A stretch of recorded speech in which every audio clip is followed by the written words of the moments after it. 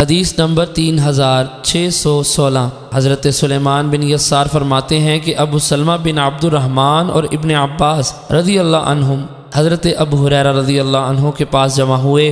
وہ دونوں اس بات کا ذکر کر رہے تھے کہ کسی عورت کے خاوند کی وفات کے چند دن بعد اس کا بچہ پیدا ہو جائے تو کیا حکم ہے؟ حضرت ابن عباس رضی اللہ عنہ نے فرمایا اس کی عدت وہ مدت ہے جو 2 مدتوں واضح حمل اور عدت وفات میں سے زیادہ ہو، اور ابو سلمہ نے کہا کہ واضح حمل کے بعد اس کی عدت پوری ہو جاتی ہے۔ وہ دونوں اس بات میں اختلاف کر رہے تھے تو حضرت ابو ہریرہ رضی اللہ عنہ نے فرمایا میں اپنے بھتیجے یعنی ابو سلمہ کے ساتھ ہوں۔ پھر انہوں نے حضرت ابن عباس رضی اللہ عنہ کے غلام قریب کو حضرت ام سلمہ رضی اللہ عنہ کے پاس بھیجا کہ وہ ان سے اس بارے میں پوچھیں۔ چنانچہ انہوں نے بتایا کہ حضرت ام سلمہ رضی اللہ عنہ فرماتی ہیں سبی اسلمیہ نے بتایا کہ ان کی خاوند کی وفات کے چند دن بعد ان کے ہاں بچہ پیدا ہوا، اور انہوں نے رسول اکرم صلی اللہ علیہ وسلم سے ذکر کیا تو آپ نے ان کو نکاح کی اجازت دے دی۔